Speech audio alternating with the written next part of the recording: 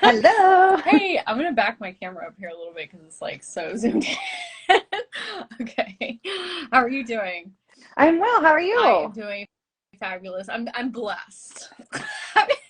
Yesterday I was thinking about I saw this person on a podcast one time and they were talking about how it's really good to mix up what you're saying when people say, "Hey, how are you doing?" because everybody's automatic response is "I'm good," and it's kind of just repetitive. And Yeah, so put in different adjectives like "I'm blessed," "I'm magical," "I'm fabulous," and kind of like mix it up. I love that. Yeah, so I'm gonna That's ask you awesome. again, how are you doing, Kiki? Love. Galactic. See how much more fun that is? Yeah. Way more fun. Yeah. Yes. Okay. And hello, everybody that's joining in with us today. Hello. Good morning. Yes. Okay. So we are going to be talking about our homeschool experiences. Kiki and I were talking about that the other day, and I said, I didn't know you were homeschooled, or maybe you had told me before and it just kind of like slipped my mind. But I was like, oh, wow. Okay. That'd be a great topic to share with people. Yeah. I don't know how many people are still, do you know the statistics on that? How many people are still homeschooled? No, I know they were skewed a lot 2020, Yeah. 2021. A lot of parents kept kids home and now they're kind of deciding whether to put them back. I have a couple girlfriends that have special needs kids and they felt they got so Mhm. much more attention being at home because the student to teacher ratio for special needs is just Yeah. astronomical. The teacher community is hurting. They're desperate for subs and teachers in general, at least in our area. I'm in Maryland. I don't know about you. In our area too, there's like a very much lack of teachers, either because a lot of exited during the pandemic, Mhm. or just overcrowding population of like kids in schools, and it's rough for teachers. Yeah, I was a teacher for a while, and it's very intense. yeah. My mom's a teacher. She taught fifth and sixth grade and then taught us. And then she's back in it now. She's got the younger ones. I want to say 4 and 5 year olds, like whatever that before kindergarten age is. So Wait, yeah. did you say your mom has 4 or 5 year old? Yeah, that's what she's teaching Oh, right now, like okay, arts and crafts. Yeah. got it. Now she's Those are my favorite to teach, like the little bitty kids, because I like doing arts and crafts, and they're just a lot easier. yes. Yeah, Yeah. for me. And Some people would say the opposite, and they'd be like, "No, I want to work with high schoolers." I Yeah, think each range has its pros and cons, and it's just what you're drawn to and what you find joy in. And she loves them. She calls them their pandas. Like that's her class. Each grade has like an animal. It's yeah. a private Christian academy, and so she gets a kick out of decorating her classroom and changing the decorations every month. And the kids can't wait to come in and see Miss Debbie's room. That is so sweet. I love that so much. Yeah, Little little cute. pandas. Yeah. Yeah. Okay, so I have some questions here Ooh. that I put together. So, how long were you homeschooled? Until seventh grade. Cool. Yeah. Okay. I was homeschooled until, well, I went into ninth grade. Okay. Yeah. So I had 2 years where I had private Christian academy, and then 10th, 11th, and 12th, I was in public school. So quite a roller coaster. Uh, oh, so you completely switched like cultural dynamics as well, like in between there. So you went from homeschool to Christian school to public school. Yes. Got it. Okay. Okay. What was the why did your family decide to switch from the Christian school over to the public school? Money. It was Got too it. expensive. So it was my brother and I were 2 years apart, and then my sister after him, we were 7 years apart. So the three of us were in the Christian academy, and then I have a younger brother. So there were going to be four of Got us, it. and then like the uniforms are not cheap, and the books and curriculum and everything. So public school, and then they didn't really have a bus route for us, so my mom was Mhm. always picking us up and dropping us off. So there were a couple logistical things. My grandparents helped pay for it as well.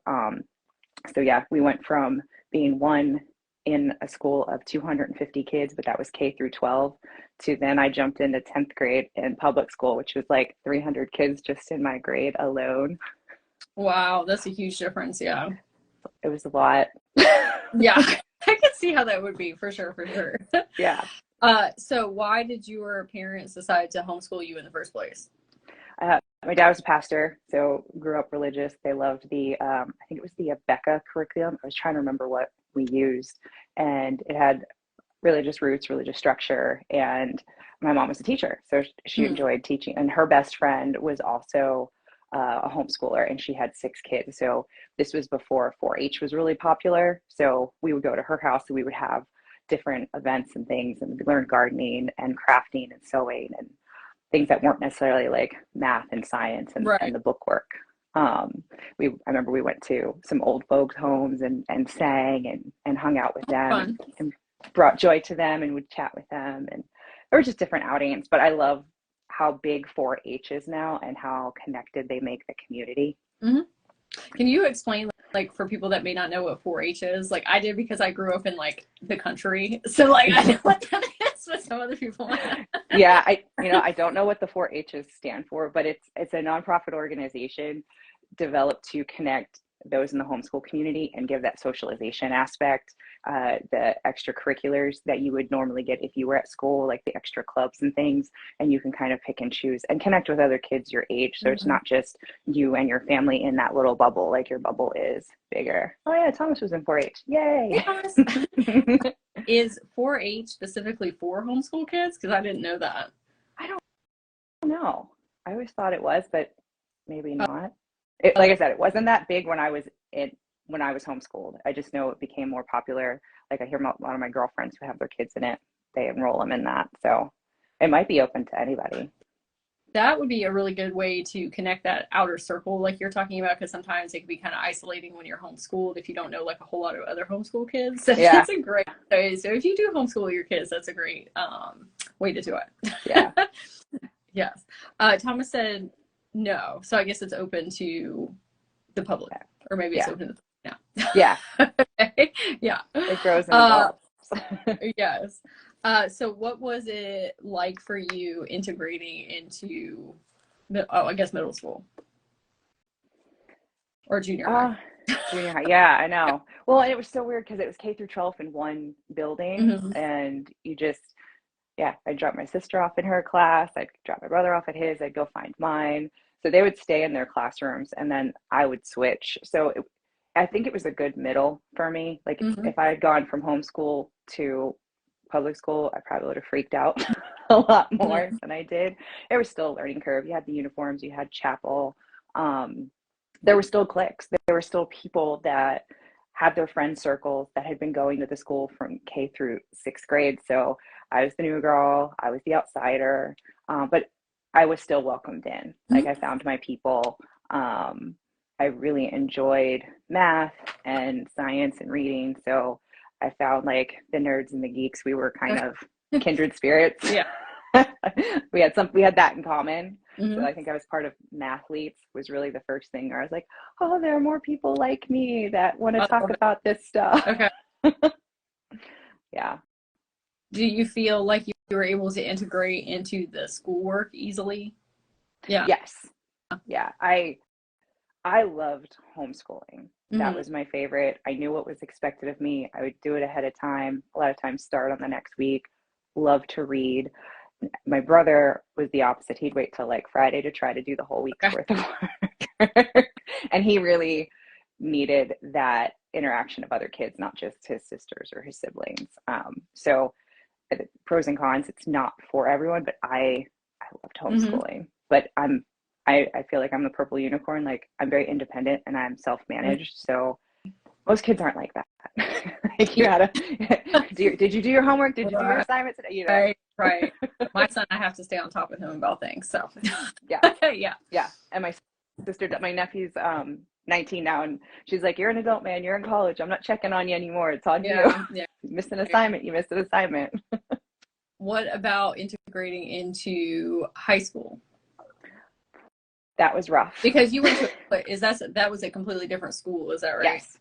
Okay. Hey, There was, yes, it was rough.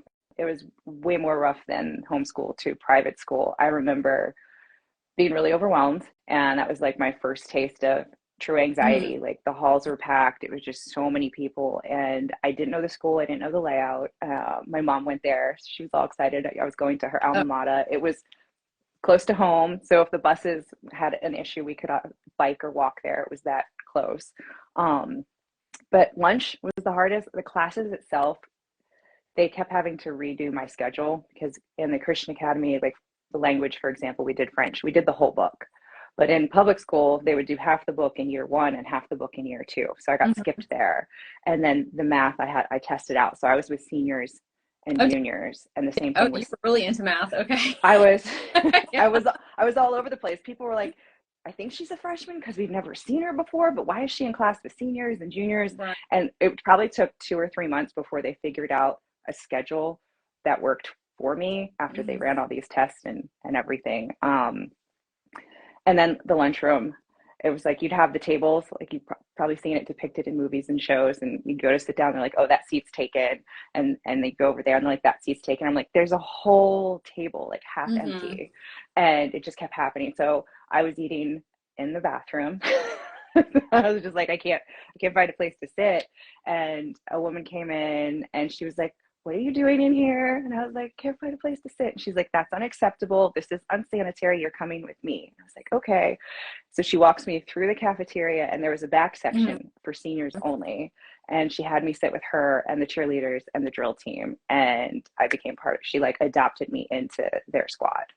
So Oh, I love that. that was, Okay. that was a game changer moment for me. I was like, okay. Yeah.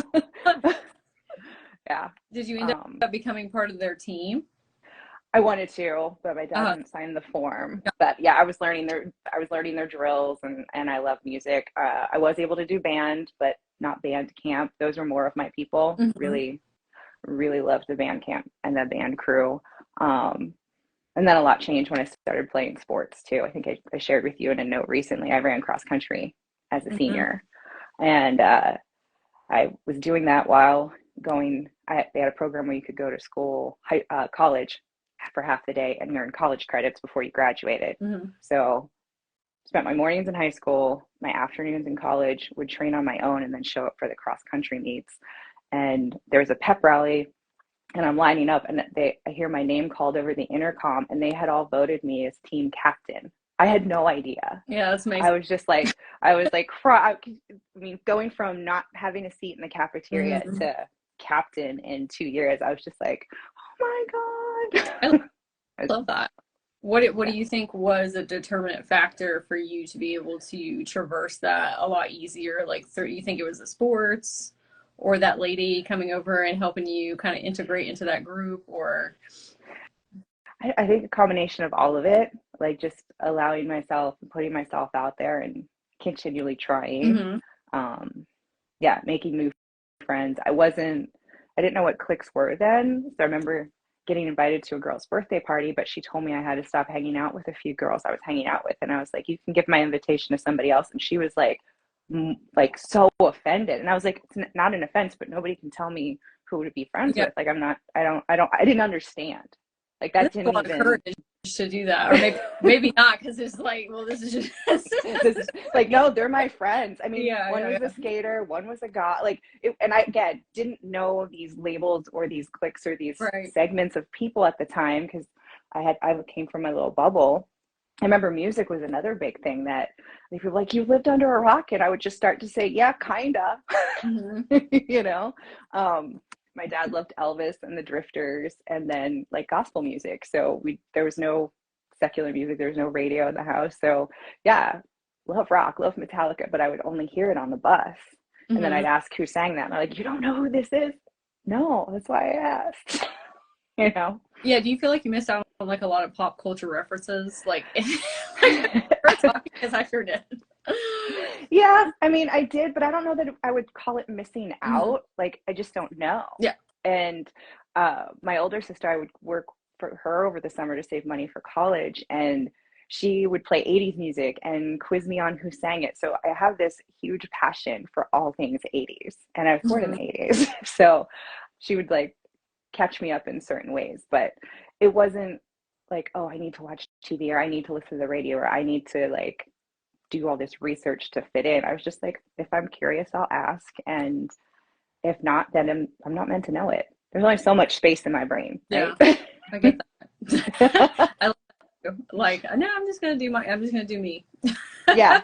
Yeah, Yeah. that's great. Jet said, love that no one is gonna tell me who to be friends with. Yes. Yeah, yeah. That does take a lot of courage to just be like, nope, I'm going to do my own thing over here. Yeah. Yeah. Yeah. What would you say is a pro and con about being homeschooled? I would say the pro for me is just learning how to be very independent, think on your own, and not having the outside influence and peer pressure. And then, I mean, the cons just lacking the social skills and some of those friendship connections and those bonds that are formed early on. I formed them later in life. I have two girlfriends, and we've been friends over 20 years. I met them; those friendships were formed in college, or I met them as colleagues, and or they're friends of an ex, and they chose my team instead of his, whatever it might be. So you can still form those bonds. You can still create that, and it's never too late, whether you learn it in homeschooling, high school, college, later in life. I just been talking to a lot of ladies lately, and they're like, "Oh, I haven't done it." Well, you could do it this year. You could do it next year. It's not, you're not done until you decide you're done. Yeah, never too late to do the things you want to do. 100%. Yeah. So with my homeschooling experience, so I also grew up in a religious household, and Kiki, in my experience, might be completely different. So bear that in mind, okay? So my grandparents ended up raising me, and they were a lot older. Okay, so there was like a generational gap, but my grandfather was a pastor, much like your dad, and the household that I grew up in was a tad bit oppressive. It was very strict. It is what it is, right? Yep. And there was something inside of me, and I was thinking, like, this isn't the totality of how the world works, like just some type of like driving force. And I liked being homeschooled when I was younger, even though I didn't really have like a whole lot of friends outside of being homeschooled. I did know, like, I was part of some groups, like you were, where it was expanding your bubble of people. Yeah. And so as I got older, I met more people through that, but didn't have like large friend groups. And when I was 13, I made a decision, and I told them, I'm not going to do any more schoolwork unless you send me to school. And that was a very scary conversation to have, because of the strictness of because I knew that it was going to be, a very intense conversation with my grandparents and my grandpa specifically. Yeah. And he just said, okay. I think he knew that I was a free bird. And then, at that point, I had made a decision that I was my own independent person, and I was very scared to go into school because I had not much of any social skills. And the school that I went to ended up having 2,000 kids in the school, right? It was a type of school that had very many cliques within it, and it was very difficult integrating into ninth grade. And I was thinking about the other day when you and I were talking, and I was like, how courageous of like my 13-year-old to just be like, yeah, this is what's happening. Yeah. Right. So because I lacked those social skills, it was a very difficult time integrating. And I ended up having a lot of anxiety and depression because of it. But now looking back, I can see how that propelled me so far forward in life, because I started learning about different types of people and different type of cultures, and just the world was a lot more expansive than I had known. And then I started getting into clubs, kind of like you, and started finding like people. Yeah. And then I started getting into sports. I played volleyball when I was a junior and a senior, and that really helped me find my people as well. And then I started finding like closer people, and then when I came up out of high school, I had like a pretty good set of friends. Oh, that's awesome. Yeah. But I also ate lunch in the bathroom too. It's crazy. Yeah. And I did not realize that I was neurodivergent or empathic or all the things that I know, hypersensitive person. And so those social skills were very, very difficult for me. Yeah, I'm very empathic and similar. I didn't know what I was feeling or tapping into, but I also think if I had stayed in the main cafeteria, it would have been too much. I was overstimulated. I was oversensitized. It was too much. So being out in the senior, like, it was a very core group. And then there was also like an outdoor quad, which a lot of the guys and the other athletes would hang out. But yeah, I think similar. It was like 2,000 or 2,200 from 9th through 12th grade in the whole school. It was a lot. Sports was a good move. I was Mhm. terrified to do it because I've always been the hustle and heart girl, not Okay. necessarily the skilled girl. Yeah, yeah. So I Okay. like cross country. Oh, I like running. I'll be like Forrest Gump. It'll be great. Oh, yeah. Okay.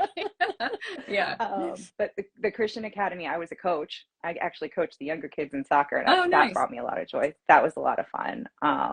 Got to know the parents, and the kids would bring me little pictures they would draw. It was really fun. We had a intramural volleyball team that I would stay after and play at, and I did basketball for 2 years, which thank God for my math teacher because he was also the basketball coach and he wanted me on the team. Mm-hmm. But my dad wouldn't sign the permission slip. So we actually came to the house and had dinner and talked to my dad about how important it is for a woman to be athletic and to get out there and make these bonds and relationships. And he got my dad's signature.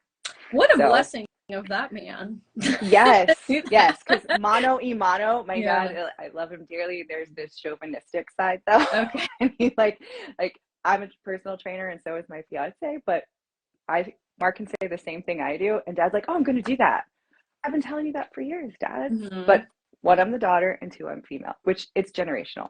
I've accepted it now, but I didn't understand it then, and it would drive me bananas. Yeah. Why do Like, you think he didn't want you to go into sports uh, or even the band? Because he didn't sign the band one oh, either, right? he protecting me from being around boys. Got it. Okay. Yeah, Yeah. he just wanted to protect that bubble, That, and that's I one of remember, my grandparents didn't want me to go to school. yeah, Yeah. no, and I love, like, my older sister got him so good. She was coming to visit. She was in Massachusetts. We were in New Jersey at the Mm-hmm. time, and she was in for like a long weekend. And I remember we're in the car, we're on our way to like lunch or dinner or something. And he's like, I need you to talk to her. She's starting to get a little boy crazy and this and that. And she's like, well, what's wrong with that? And he's just like, what? I'm not ready for that. And she's like, well, I guess it could be worse. She could like girls. Now, mind you, this was 20 plus years ago, and he's extremely religious. Yes. Yes. So I have nothing against any of Right. But that. that was the counterbalance that he needed. Okay. Okay. I was like, and he just silent. The conversation was over. Oh wow! Like I understand that maybe that's not your core beliefs, but good for your sister for like Yeah. prompting him that way. Yeah. Yeah. Yeah. And then like same thing on the way back, he was like, well, you need to ask my permission who you date. And I didn't realize this until later conversations, but when she was in college, he wanted anyone that wanted to date her to either call him or come meet him and ask permission to take her on a date. That's like Just to give an idea. cool. Yes. Cool. Okay. Yes. So that's what I was raised with. Same. Yep. Yeah, it was very intense.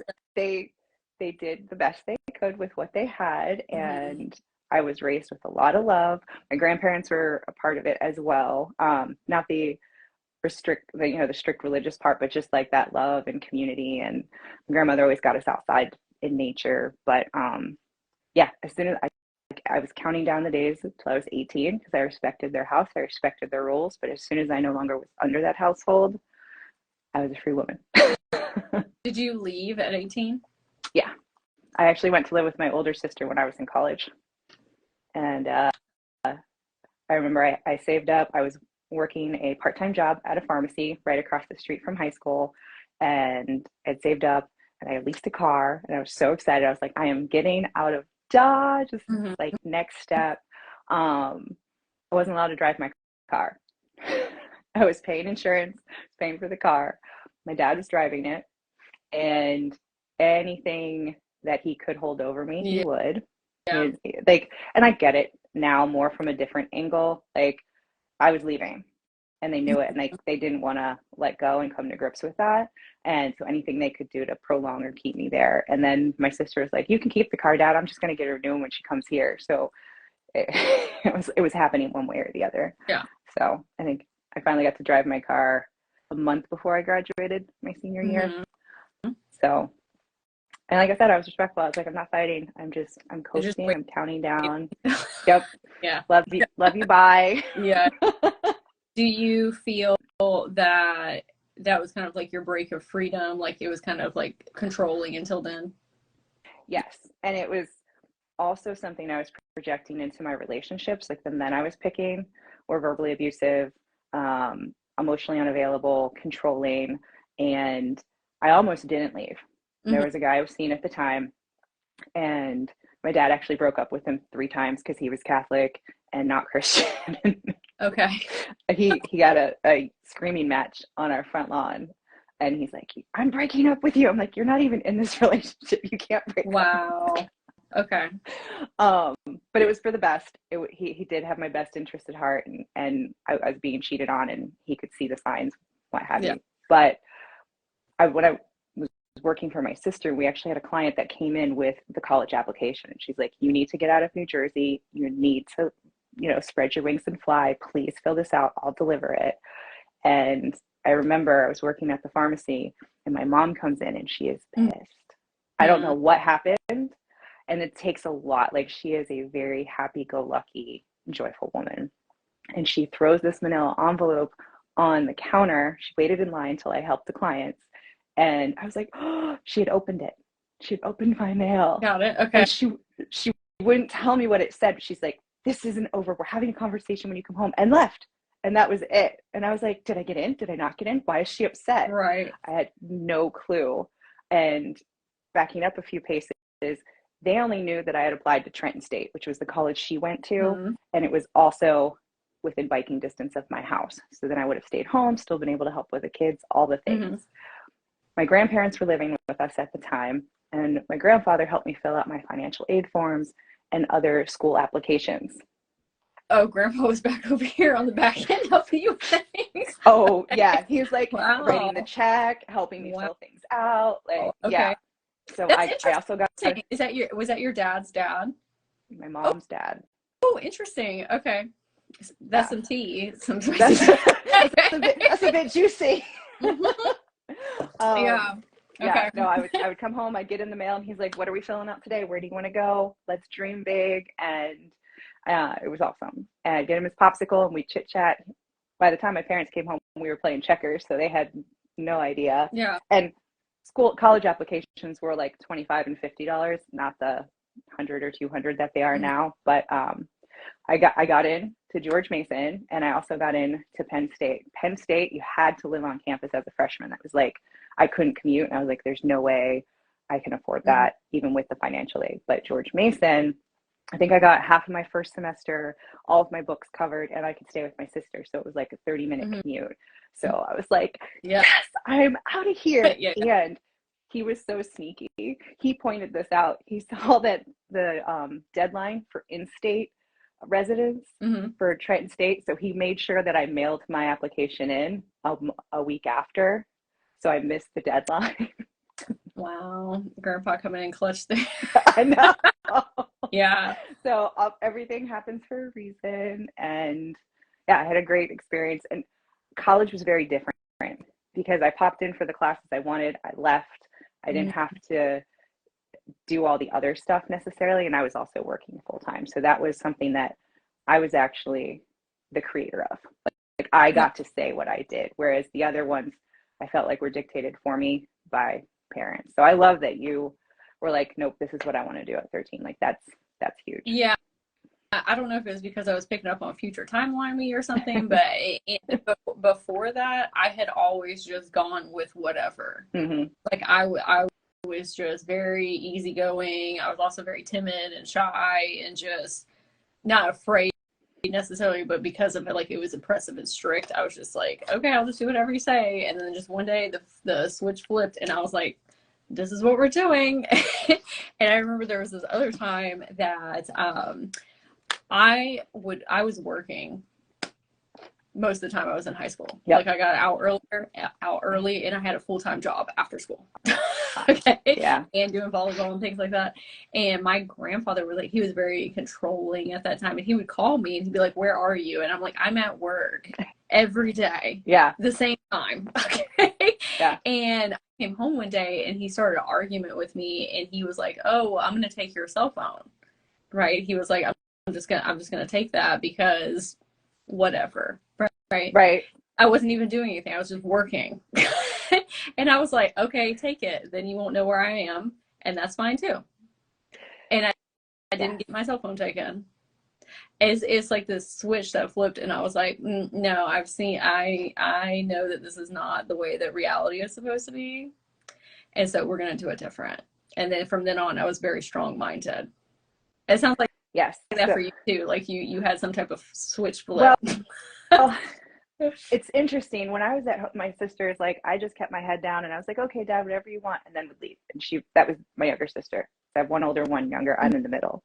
Mm-hmm. I was the throwdown. I'm going to argue my point. I want to be heard. I want to be validated. So I would be given Bible verses to memorize or specific things. Well, I'd read the whole chapter. And I'm like, this invalidates the whole point because you took it out of context. And I would have these throwdown, like screaming matches. My mom's like, you and your father would be yelling at each other for like 3 hours. I was like, because he would not understand. I was so rebellious. My teenage self was like, yes, you know, probably could have handled a couple things better, but it was like you were saying, like the control thing was interesting too. It's like, you didn't do anything wrong, but they're like, I'm going to take this away. And we're like, oh, okay, well, what else are you going to take away? Like they got to a point where they'd send me to my room. I couldn't even tell you what it was for. And then I was like, fine. So I just started to read. So then they started to take the books away. So I just sit there at the ceiling. Right. Like, what? Okay. Right. It just, I'm like, we're in a bubble. TV. Like almost zero TV. I think we were allowed an hour a day. And this was for me and my brother, who's 2 years younger than me. When the younger ones came up, they were allowed more of the cartoon, like the Disney Network or Saturday morning cartoons. But my mom was a huge Michael Landon fan. So what was it? Highway to Heaven, Bonanza, Little House on the Prairie. Okay. Like those were all like feel good family shows. And then if we were sick or couldn't make it to church, my dad would usually do the sermon, or he had plenty of tapes that he would pop in. There's this one Sunday, we all had the flu. Like we should not have been out of bed, but we still all came downstairs, gathered around, and he wanted us to sing. Like, we can't even breathe. Okay. And I was like, it doesn't mean I don't love God. He gave Sundays the day of rest. Why can't we rest? Like, yeah. That's interesting. Wow. Yeah, with the TV, I wasn't allowed to watch like anything. Like anything secular or listening to like any type of secular music or whatever. And I was having this conversation with somebody the other day, and I was like, and they were talking about boundaries with kids, but they have more of like an authoritative style than I do myself as a parent. And I said, kids are going to do whatever kids are going to do. And if you control them too much, they will just get sneakier and lie more. Because when I was in high school, I was doing a whole bunch of stuff that I should not have been doing. And I got really good at being sneaky and lying. See, and that was my brother. Controlling thing. Yes. It's like, you're going to wild out. You tell him no. Yeah. Yeah. And I was terrified I was going to burn in hell. So I was that straight edge girl. I was the like even in college, I was the DD. I was the sober one. I was like, you girls drink, I got you. I was the bouncer. I was mama bear, you know, like whatever they needed. I was like, you don't want to drink? No. But that was also my fear of letting loose and losing control a little bit too, because I was so used to that environment. I think we've talked about like that perfectionism with me and like the people pleasing and that heightened anxiety. Like it all has roots from the upbringing and like having to stay one step ahead of it to prevent the pain and the hurt and the heartache. Yeah. Jet said that was me, so scared that if I did anything wrong, I'd burn in hell. Yeah, that was me up until 13. And then after that, I was like, I don't believe any of that and I'm done with this. And then I just went off to the races. And again, I was doing things in high school that, not horrible things, but, you know, just like doing stuff or whatever. Yeah. And then out of high school, I went through this mega party phase that was not healthy. And I very much attribute that to, I did not have a good disbursement of a little bit of trouble in between high school and everything to like learn that. So I was like, we're about to fit it all in these couple of years right here. Right. No, same. It was like I made up for it. So I had like these 23, 24 years of like nothing. And then like 25 to 30 is a blur. The drugs, alcohol, parties, not sleeping, just like beating up my body from the inside out with just like binge drinking and all the things. And looking back, I'm like, what was I doing? Yeah. It's probably because we didn't learn how to traverse that. childhood and teenage years, and we're like, okay, well, now's the time. Now we're free. Yeah. And I mean, my dad was an alcoholic before he became a Christian, and like swore Oh, it I off, didn't and know has that. been. So I know we have addictive personalities, like it Mm-hmm. runs in our family. Like I've seen it in my brother, I've seen it in my other siblings. Like I know. So for me, I think I poured it in to my job. I watch myself now because I can really become a workaholic and not ever shut that off. So balance and self-care and making me a priority without the guilt and shame has been like one of my core values. Mm-hmm. Now that I'm in this phase and awake and on my spiritual journey, I'm just like, wow, thank you so much for being here. And I'm so sorry I put you through that. Let's do everything I can to make you feel better now and moving forward. And Mm-hmm. just sitting with that. Yeah, I love that. I like sometimes there's like these past versions of me that will talk to me and be like, why don't we go do some of those things that we used to do, and we had so much fun, like going to festivals and all that, which I'm not against that. Like I would still do that, but I'm Yeah. like, we're not doing it in the capacity like we used to because we were hurting ourselves. Yeah. Okay, like that. Music festivals are great and everything, but the way that we were going about it, and I understand why we were doing that, Yeah. because we were hurt very deeply and because of our childhood and things. But we need to do it in a different capacity. Yes. I mean, Right. I know I was numbing. Oh, for I sure. was using numbing agents and to feel good, but it was always fleeting, right? It was Yeah. only for so, I mean, it's like every show where you see the addict and everything, they need that next fix. And I was like, no, I am my own fix, right? Like I am enough just the way I am, but it took some of that to lead me here. I think that's really interesting what you're talking about as far as like the numbing thing, because that's another thing that I realized is as I was going through like my music festivals that like I used to be all up in that scene, okay, like hardcore, and loved it, and that's actually why I started my spiritual awakening journey. But I realized like as I was traversing through that, I found out how empathic I really was, Mm, and I started to understand like, oh, I can really pick up on people's like thoughts, feelings, and emotions, and it's way too much, and I don't know how to control it, and I don't know how to utilize those gifts, so it's better just to numb it so I don't feel it. yeah.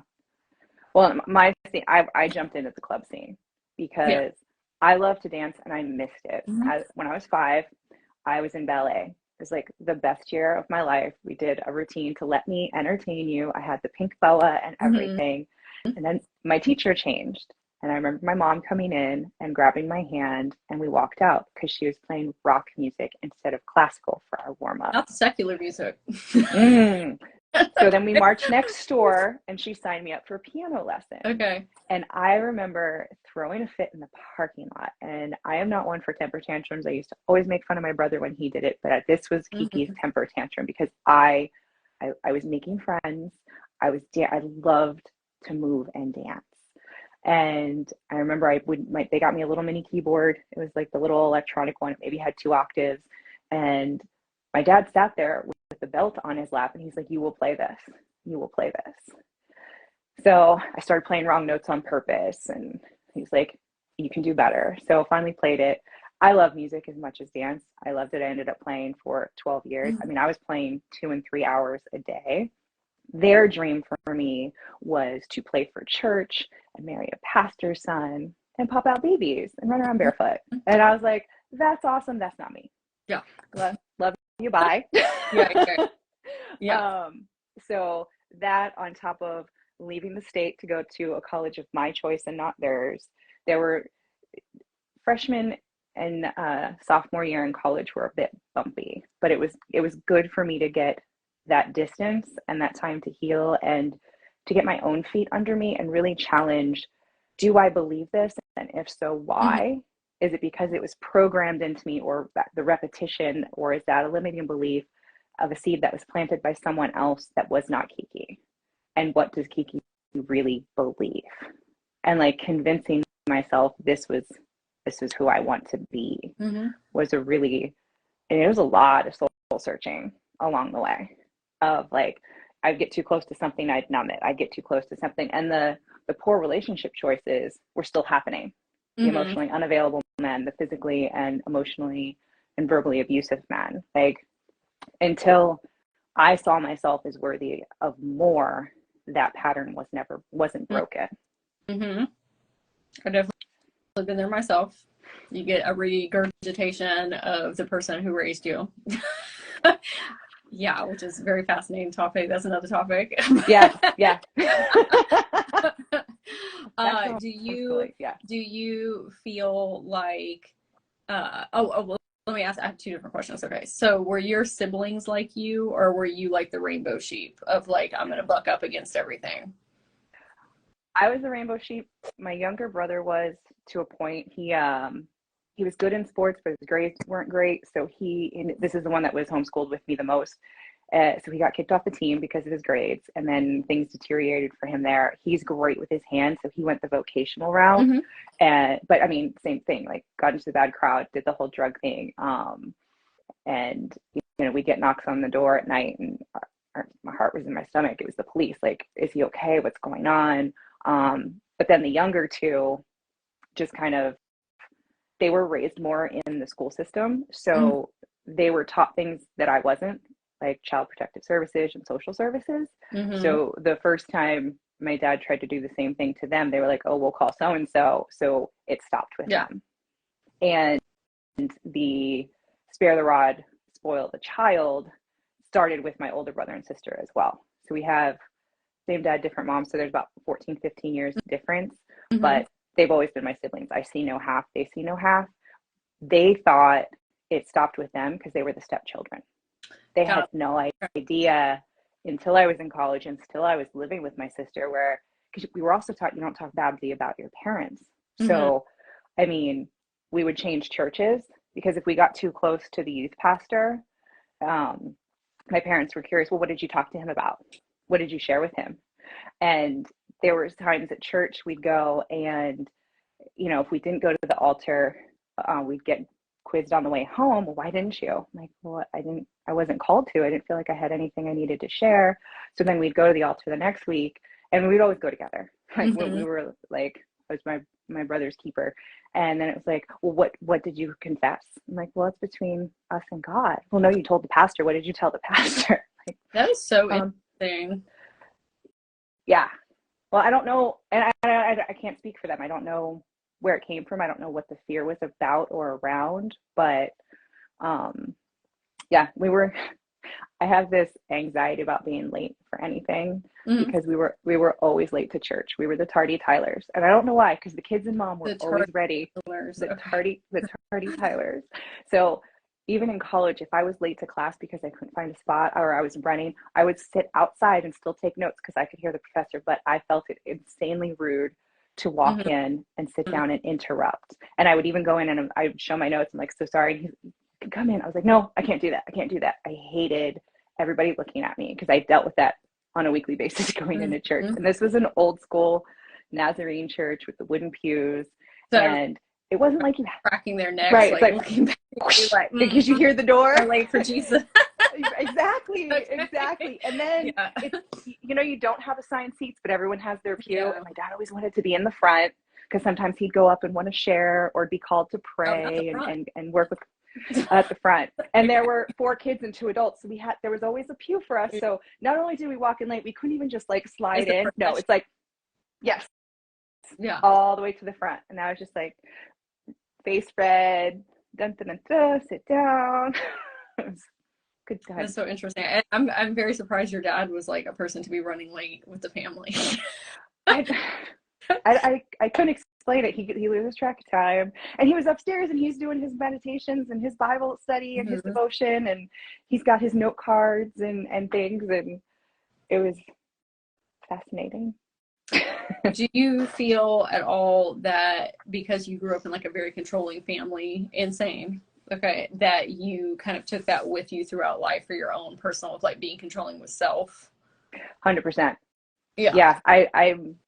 There's a less of an internal battle now, but I used to have very bad OCD. Not that I thought like if I didn't do something, someone would die, but it was to the point where pillows had to be straightened. When I had my own townhouse, I had 2 roommates.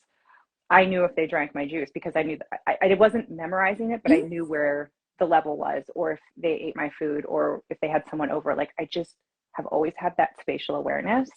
And it's too much. Like for me, it's too much. Just let it go, Kiki. Relax. That's a very good way to phrase it, like a spatial awareness. Because when I think, because I've always been a very controlling person to self because of those things, and it is like a spatial awareness. It is like I'm interpreting everything around me. And yeah, and you're like, and your antenna is like so wide open and just checking everybody around you and all the things, and like just yeah. If I could stay ahead of it, maybe I could prevent it. You know, when I was homeschooled, I remember my youngest brother Joel. We were getting ready to go to public school together. No, Christian Academy. Mm-hmm. But they were worried he wouldn't be able to test in or know enough. So it was my task to teach him to read and recognize 65 words by the end of the summer. This is something my dad came up with to put on me. Interesting. And yeah. So I've kind of always been a teacher, I guess. But I don't even know. Do you remember Hooked on Phonics? Yeah. The records? Yeah. So we had those for my other brother as well. And, you know, people learn to read at different speeds and times. And it was interesting because I got very creative with how to connect to him and how to get him to pronounce and put things together. And we were getting close. I didn't think we were going to make it, but we made it. He was like hovering between that 55 and 60 word mark. And I was like, just 5 more, please. We've got 10 days left. Just 5 more words. And like dad would come home and we'd quiz him. And sometimes my brother would message me. He's like, I don't know that one. She didn't tell me. I'm like, I'm going to get the belt for this. Oh, dude. yeah, like, come on. All right. Don't throw me under the bus. No. Yeah. Yeah. It was interesting. And that was also the time where, like, I think Hoarders was created for that generation. So dad loves collecting things. So I remember we always had like boxes stacked in the hallway. My mom, on the other hand, had her own cleaning business and had several clients in Princeton. So she'd come home and we didn't want her to clean. So we would try to clean and dust and keep things clean. So yeah, knowing where everything was or what was moved. Then what was your dad collecting? Papers, sermons, cassette tapes of sermons, religious books. Oh yeah, my girlfriend do that too. Like so many books, and I'm like, we don't even read these books. Like just books. We helped them move last year, and my sister and I were over there every weekend for 4 or 5 weeks, and my dad had hundreds, if not thousands, of books, and trying to parse things down because they were going from a house to a townhouse, the two of them. But the devastation, like you could feel like you were ripping part of his soul out to say like, well, you don't need these. This is my legacy and I'm going to leave it. Like, Dad, I love you, but we'll read things on digital, and no offense, I'm never reading any of these books. His kids probably don't even want the books. Talk about going back down trauma lane, like how to rate I didn't realize it then, but looking at it now, like how to raise a troubled teen, how to connect with your troubled teen. Wow. So many about marriage and wives submitting, like but these were books from the 70s, right? And we're like, Dad, even if you did reopen a church, these are so outdated, you're not going to have a following that's going to be interested in these, you know? And so just kind of helping him get there, but many trips to Goodwill and the dump, and still don't feel like we made a dent. And I mean, I don't know if you've ever boxed up and carried books. Those are heavy. Oh yeah, for sure. So I'm like, Dad, you're going to kill your kids. We're trying to move you in a short amount of time, and we're trying to condense and pre-pack. And he wants to sit there and read and go through his notes. And we're like, no. We have a yes, no, and a maybe pile. There was like 2 pamphlets in the no pile. Pamphlets. Everything else he wanted to like thin pamphlets. Yes. Like the brochures and the different evangelical revivals and all the things. I think it probably stems back to that like controlling thing. Yeah. Well, he always wanted to write a book, and he's like, oh, you can do it. I'm like, that's not my journey. That's not my path. And he's like, what is? I'm like, helping women heal. And he just like looked at me. Yeah. I was like, I'm good. You do you, I'll do me. Yeah. Not everybody understands your vision or is on the same wavelength. Right. Yeah. And that's okay too. My water. Yeah. Jet here said, religious wounds are really insane thing to undo. Love you both for healing. So brave. Oh, that's so sweet. Aw, Thank you. thank you. Yeah, it was a very long journey. Still a long journey. Yes. Yeah. But Yeah. I feel like we're on the other end of it now. Like, still have memories and little reverberations, but it's like I can look back and laugh about it and talk about it where it doesn't feel as painful. It's not as fresh. It's not as Yeah. emotionally Yeah. charged.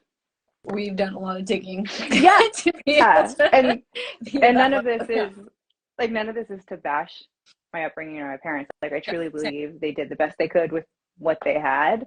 It's now I get to choose where to go from here. Just a different path forward. Exactly. Yeah. Also, I want to say, so those of you who might not know, I made a video yesterday about a mistake that I made in my community that I have, and it was just a mistake like per self and technical issues. And yesterday I got so angry at myself, like super, super angry at myself. And it wasn't even really a big deal, but to me it was a big deal because I have a tendency to be a perfectionist. And having this conversation, I just realized the reason I got upset was because of control. Like, as we were talking, I was like, oh, yeah, that's what it is. It's not even perfectionism. It's the control coming up from childhood.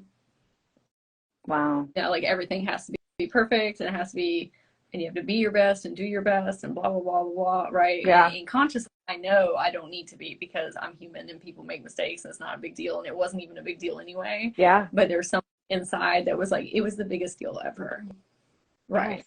So I know you haven't listened to my voice note yet, but I shared an example of something that happened to me just a few days earlier. Mm-hmm. I was doing an Akashic record reading and I had my playlist up, and I must have hit shuffle instead of play because it went from this really chill vibe to like sitars and a man chanting. And I mean, it jarred me. Mm-hmm. And I was just like, I looked, there was only a couple more minutes. So I was like, as soon as it's over, I'm going to click, finish the session. I was like, focus, this isn't about me. When I talked to my client at the end, she was like, whatever that song with the chanting was, that dropped me in. And I was like, all right, Source, you're in charge. Like, wow. Okay. That's awesome. Internally, I was starting to have that control. Oh my gosh, I screwed up. Like, yeah. Right. Mm-hmm. And at the end, I was like, that was totally meant to happen. What if I had gotten in the way and switched it and didn't let it play? You know? Yes. I keep kicking over my water. Okay. Yeah. Control. I love that because control really closes the window of opportunity for like magical things to happen, mystical things, just like that. Mm-hmm. And yeah. So, right. So maybe there was a reason that technical issue was supposed to happen, but that spiral that happens when that control gets triggered. Like yesterday, I was trying to talk to younger me, like while it was happening, and I'll tell everybody what happens because I'm talking out of context right now.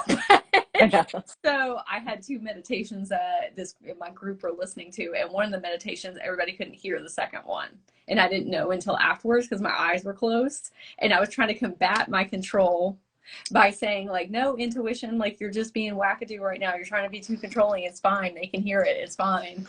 But I should have listened. But anyway, so after I realized everybody couldn't hear the second one, I started really spiraling internally, and I was telling my past version like, hey, it's not a big deal, I need you to kind of lock that down until we get out of this class right now. And then we'll talk about it afterwards. But it was like such a painful hit of, oh no, I'm wrong, I did wrong, I'm not enough. And it's weird once you learn how to heal those things, because you can talk to yourself and be like, no, it's fine, but then internally you're still spiraling. Yes, I don't know if you still experience that in different facets of life, but I definitely do. Oh yeah, 100%. Like Jet says, does the control ever come out as catastrophizing or making up scenarios? I deal with that a lot. For me, I will say 100%. Yeah, we make things so much bigger in our head. Like for these lives, for example, I had been avoiding it for over a year, and I was like, coaches would be like, you should do it, it's so much fun, people love you. I'm like, I don't want to. I made it like I'm going to screw up, I'm not going to know what to say, the lights are going to go bad, I'm going to lose Wi-Fi, like all of the things in my head. None of that happened. Mm-hmm. None of it happened. I think out of the 40 plus interviews I did over the summer, only one had a glitch and it was already at the end. Totally surmountable. Like we figure it out, right? And it's easier said than done, but I'd say just pushing yourself a little bit to get past that. And also writing it down for me has been huge. Like, Because as you write it, you're like, does this sound like fiction or does this sound like fact? Mm-hmm. At least what I do. And then I'm like, how is this not true? And then I disbelieve it for myself. And writing has power. You know, it's like writing spells, writing, like, so as I'm writing it, I'm solidifying it in another part of my brain and taking the power of that imaginable thought, like it hasn't even happened, away. So what about you? Unknown variables. It's the unknown variables, because control is a safety mechanism, so you know exactly what's going to happen, but then exactly that happens, and you don't leave any room for the magic or the mystical things to happen. And I love what you were sharing as far as like writing it out. I think that's super powerful. Like I tell my clients to, like, if you have a lot of self-limiting beliefs they're running, write them all out on a sheet of paper, like all of them. Yeah. And then just ask yourself, is this true? Is this 100% true? Mm-hmm. And if you have an example of however it's been in your life that it's not true, write that as a counterbalance. Yep. And then you start to defragment and deprogram all the self-limiting beliefs, because it's like, oh, wait a minute, this identity of me might not be correct. Mm-hmm. Yeah. And the magical thing is you're in charge. You get to decide. So you can fulfill that prophecy and that catastrophe and that insane scenario, or you could write it the way you really want it. Or be surprised. Or not write it at all. Leave it as a blank page. And be surprised. I mean, you and I were talking, I think, on another one about like constrictive energy versus expansion. And I feel like control would go in that constrictive. Like that is not serving you the best way it can. Like it is holding you back. It might feel safe, but safety is an illusion. At least I believe it is. Yeah. Like that you can't prevent what's going to happen is going to happen. So you can embrace it and free fall and let your wings keep you up. I like that. I saw a TikToker one time. She was talking about you can either be negatively delusional, which most people are when they're catastrophizing and doing all the negative thoughts, and then it becomes a self-fulfilling prophecy, or you can just be positively delusional, because either way they're going to be true. Oh, I like that. either way, one of those realities is going to be true. Yeah. So I used to say all the time, because I'm a very goal-oriented person, I love helping people achieve their goals, and I'm very much about identifying and personifying your next higher self, so you can shift into that being. And I always used to say, which I still believe in some aspects, if you don't have a compass, you get lost. Okay. Like we need to have things that we're working towards. I was listening to a meditation the other day, and this gentleman was like, if you don't have a compass, you can't get lost. And on the flip side of that, he was saying, if you are such a controlling person that you are trying to plan out and map your whole entire life, then you'll know exactly where you're going, and that's all you'll ever have. And I was like, wow, that was very interesting. I was like, that made me really have like a whole perceptual awareness shift. I was like, maybe I am being a little too controlling in my life. That is an interesting perspective, and so true. So I was on a walk the other day, and there were like a lot of, I didn't know it was a half day in school. So there were like a lot of kids and a lot of parents. So like I went on a path that I don't normally go in, and I popped out in the back of the neighborhood, and I have no idea where I was. And I was like, okay, I'm just going to keep going. Like I'll make the left. Like I'm going to end up back in my neighborhood eventually. Like I know it's that direction. And I had my phone, so I could have easily pulled up like a map, but I was like, I just want to see where I'm going today. And I found this like nook and forest and bench, and it was like a page out of Narnia, and it was that's what I was looking for. And I had totally manifested that for myself, because not that I dislike people, but at that moment I needed no other people energy around me. I just really needed nature and to ground, and that's what I had gone out for.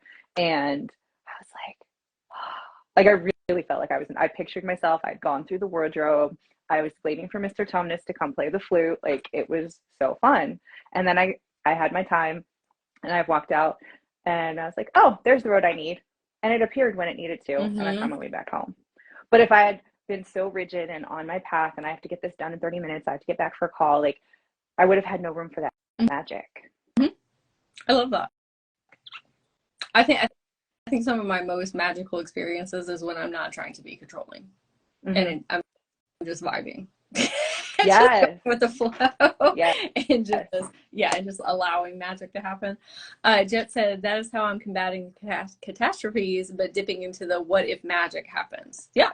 Yeah. Love it. Yeah, I love that too. Well, do you have any finishing thoughts first, Kiki, about our chat today, or we kind of went all over the place? Yeah, I know. No, I feel like we opened up a couple other topics for the future, unexpectedly. Future topics. Well, I would love to know, what did you take away from homeschooling? What has it given you that you are still using today in your everyday life? Ooh. Like, what did it? That's a great question. So my experience with homeschooling, it was not my favorite, but that's just my perception, right? Mm-hmm. Even there were some really great things about it, because school is like so structured. There's a lot of like wasted time in school. There's a lot of things about like public school that are just not the vibe either. So up until I was like 10, 11, what I really enjoyed is being able to be so much in my imagination and creativity. And nobody like really influencing my reality other than like controlling parents over here. But I was just very much like free out in the woods, communing with nature, talking to the spirits, you know, like doing all that stuff, my magical little self. And so I think it really helped me carry a sense of innocence with me, which a lot of people made fun of me in high school for, but it's one of my greatest gifts now, because it helps me connect with other people's inner children and help them feel safe and do the work that I do now, like the magical work. And so I think that is the biggest takeaway, is that I really was able to take the time to understand myself before other people started like trying to influence me. I love that. Yeah. That's huge. Yeah. Yeah. You got to really, for that. Yeah. Yeah. You got to plant your roots. Yes. Dig deep and define yourself without a lot of that exterior noise. Absolutely. Peer pressure. I find my magic back, because it cut it off for a while there, but I was able to find it because I had those deep roots in the beginning. Yeah. Yeah. I love What that. about you? It sparked in me this passion for reading. I loved the library. That was my favorite. You'd either find me in the library or up in a tree with a book. I was always reading, and it taught me a lot about time management, project management, and it gave me this sense of independence. Like, I've never needed a boss. Like, and I don't mean that in an arrogant way. I don't need someone looking over my shoulder. I don't need someone telling me play by play how to do something. Right. Tell me the end goal and let me figure it out. Because if you stifle my creativity, like, my motivation is gone. And the bosses I've worked for and have supported that get that, they're like, here you go. They know I'm self-motivated. The ones that have tried to steer me and they're like, I want you to do this and I want you to do it this way. And I'm like, no. Yeah.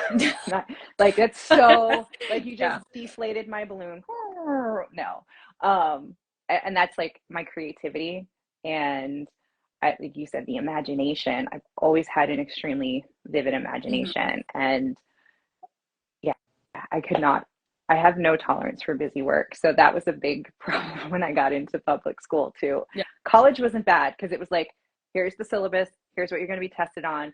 So, and I didn't even skip class until my senior year. And I could have. I was an English major, so it was reading and papers. I didn't really have formal tests after my freshman year. But I think that's why I love the energy work and the different modalities, because you can go in for one specific thing, you get a full day training, you've got your hours or the on demand. Like, that connects so deeply with me, because I'm creating my curriculum, my life curriculum, what I want, what my soul needs. And that gave me that empowerment to do that.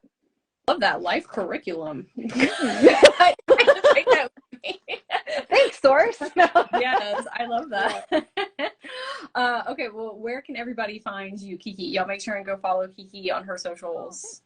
Yeah, I'm Kiki Tyler on Instagram and Facebook, and Kiki Spiritual Guide over on TikTok. And yeah, this was a very fun conversation. Thank you for hosting. Super fun. Yeah. Can you tell people real quick, not to put you on the spot, but can you tell people very quick what you do? I do a lot of things. I think we're all multi-passionate, but you work with Reiki, the Akashic records, and sound, and I use it to empower other healers, light workers, and spiritual business owners to help them attract their soul aligned clients, build their business, step into their power, and really speak their truth. My goal is to shine a light on them so their people can find them. I love that. And I love how this conversation is an embodiment of why you do the things that you do, because I can see how how your whole entire childhood and your young adult years have led you to become the person that you are now. So walking the talk. Oh, Yeah. thank you. You're welcome. It was lovely chatting with you today, Kiki. We'll do it again because now we have a whole bunch of other topics to talk about as well. Awesome. All right. Lots Yes. of love. Okay, Thank bye. you. Thank you all, everybody, for joining in, and anybody watching this in the future. We love y'all too. Yes. Love, love, love. Bye. Bye.